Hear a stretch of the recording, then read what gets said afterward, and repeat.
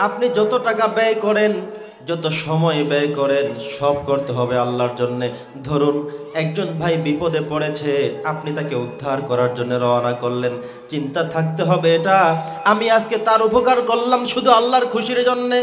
এমন নিয়ত করবেন না আজকে তাকে আমি উপকার করলাম, কালকে আবার আমি যদি বিপদে পড়ি সে আবার উপকার করতে হবে আমার।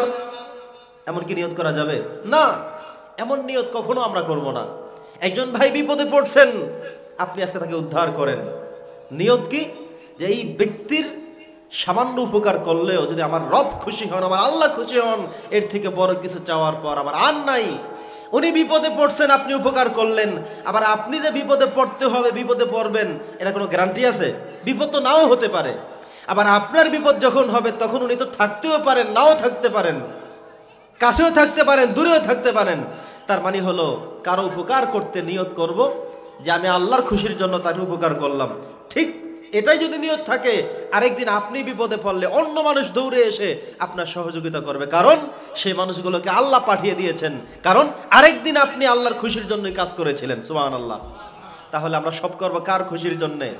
কারো উপকার যদি করেন, কাউকে হেল্প যদি করেন, কারো জন্য যদি একটু সময় ব্যয় করেন, শুধু একটাই নিয়ত থাকবে যে আমি আল্লাহর খুশির জন্য তার উপকার করলাম, তাকে খাওয়ালাম, তার পিছনে আমি ঘুরলাম, তার সাথে আমি থাকলাম।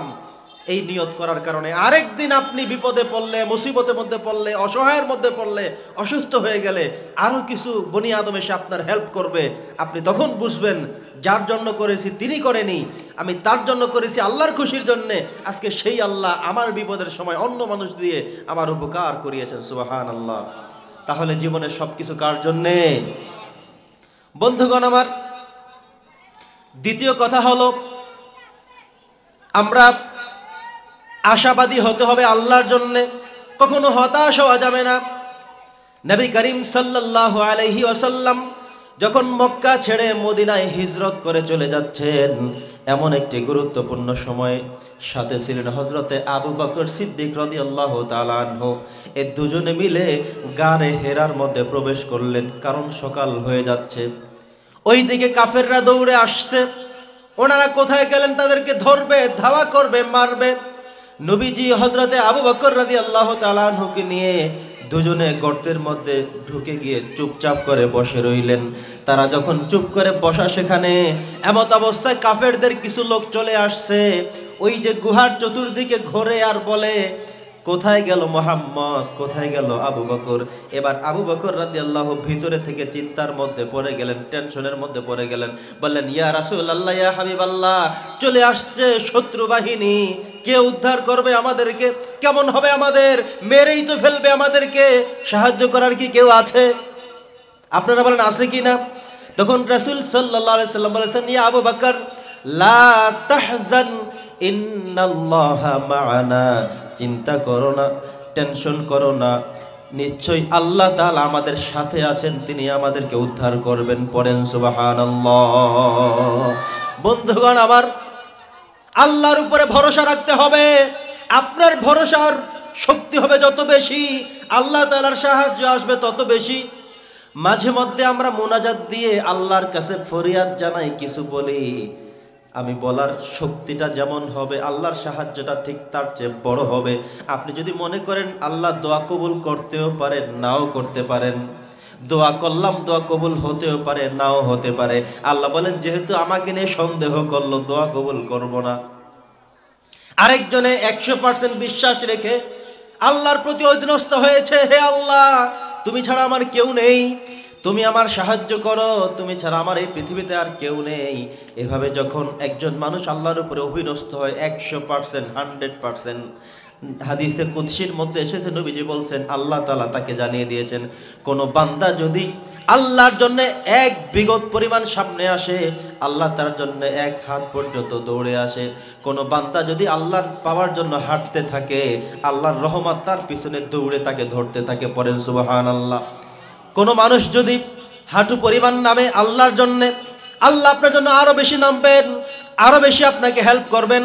আপনার দৌড় যতটুকু তার থেকে বেশি আল্লাহ করবেন। কিন্তু আমরা দোয়া করার সময় সন্দেহ, দোয়া কবুল হতেও পারে নাও হতে পারে। মুনাজাত দিয়ে বলি আল্লাহ তুমি আমাকে মাফ করে দাও, সারাইয়া দাও। চিন্তা করি আল্লাহ মাফ করতে নাও পারেন, সারাই দিতে নাও পারেন। আল্লাহ কয় তুমি যেহেতু আমার জন্য সন্দেহ করেছো, আমি তোমাকে সারাইয়া দেব না, আমি তোমাকে উদ্ধার করব না। ঠিক কিনা বলেন? এই জন্য আল্লাহর উপরে বিশ্বাস থাকবে যত বেশি, আল্লাহর সাহায্য এবং সহযোগিতা পাওয়া যাবে তত বেশি। পড়ি সুবহানাল্লাহ। বন্ধুগণ আমার, আল্লাহ বলেছেন ওয়ালা তাহিনু ওয়ালা তাহজানু ওয়া আনতুমুল আ'লাউনা ইন কুনতুম মুমিনিন। বান্দাগণ আমার শোনো, আল্লাহ তাআলা বলছেন কোরআনের প্রত্যেকটা আয়াতের পরতে পরতে, প্রত্যেকটা পৃষ্ঠার পরতে পরতে আল্লাহর সাহায্য, আল্লাহর সহযোগিতা বারবার আল্লাহ বলেছেন। আল্লাহ বলেছেন বান্দা নৈরাশ হয়ো না, বান্দা আমার রহমত থেকে সরে যেও না। কত বেশি অপরাধ করেছো, কত বেশি গুনাহ করেছো, কত বেশি পাপ করেছো, আমি তোমার জন্য তার চাইতে আরো বেশি দয়া মায়া বিছিয়ে শুধু ডাকি উদউনি আস্তাজিব লাকুম, আমাকে ডাকো আমি সাড়া দেব। এমন একটি বিষয় নিয়ে আমি তোমার দিকে তাকিয়ে আছি। বন্ধুগণ আমার, ঐতিহাসিক একটি ঘটনা। নবী করিম সাল্লাল্লাহু আলাইহি সাল্লামের পূর্ব যুগে একজন বিধর্মী, একজন ইহুদি মুশরিক, সে তার সনাম মূর্তির চতুর্দিকে ঘোরে আর সে শুধু বলে সনাম সনাম সনাম। এ কথা বলতে বলতে লোকটির বয়স 60 পেরিয়ে 70-এর কোঠায় চলে গিয়েছে। সে শুধু বলে সনাম। সনাম মানে হলো মূর্তি। আরবিতে আসনাম শব্দের অর্থ হলো মূর্তি, সনাম তার একটি রূপ। এই সনাম সনাম বলে আর চতুর্দিকে ঘোরে, 2 হাত দিয়ে প্রণাম করে। কথা কি বুঝতেছেন? এভাবে সে ঘোরে। এই যে তার 40 বছর শেষ, 50 বছর শেষ, 60 বছর পেরিয়ে 70 বছরের কোঠায় চলে গেল, কিন্তু কখনো তার মূর্তি তাকে কোনো কথা বলে না, কোনো সারা শব্দ দেয় না। আজকে তিনি একইভাবে সনাম সনাম করে চতুর্দিকে যখন ঘোরে, হঠাৎ করে ভুল ক্রমে মুখ ফসকে তার মুখ থেকে চলে আসলো সমাদ। কি চলে আসলো? সবাই বলেন সমাদ। আমরা সূরাতুল ইখলাসে পড়ি কুল হুয়াল্লাহু আহাদ আল্লাহুস সামাদ। এই সমাদ শব্দটা আল্লাহ তাআলার একটা 99টা গুণবাচক নামের অন্যতম একটি নাম। সমাদ মানে হলো তিনি অমুখাপেক্ষী, কারো প্রতি তিনি মহতাজ নয়। ওই লোকটা প্রত্যেকদিন ডাকে সনাম, কেউ সাড়া দেয় না। আল্লাহ তাআলা তার মুখের দিকে তাকিয়ে থাকতে থাকতে লোকটির 70 বছর পর্যন্ত বার হয়ে গেল। আল্লাহ তাআলা চান কখন আমার বান্দা ভুল ক্রমে হোক না জেনে হোক, যদি আমি আল্লাহকে ডেকে ফেলে তাহলে জীবনের সবগুলা গুনাহ আমি সাথে সাথে মাফ করে দিব। পড়ি সুবহানাল্লাহ। বন্ধুগণ আমার, লোকটি বলে ফেললো সমাদ। এই কথা ভুল ক্রমে বলেছিল, সাথে সাথে আমার রব, আমার আল্লাহ তাআলা আরশে আজিম থেকে তার ডাকে সাড়া দিয়েছে। আল্লাহ বলেন লাব্বাইক ইয়া আব্দি, হে আমার বান্দা কেন আমাকে ডেকেছো? লোকটি অবাক হয়ে গেল, নির্বাক হয়ে দাঁড়িয়ে গেল। কি রে, এটা আবার কি? এতদিন পর্যন্ত সনাম সনাম বললাম, কেউ সাড়া দেয় না, আজকে ভুল ক্রমে সমাদ বললাম, কে সাড়া দিল আমার?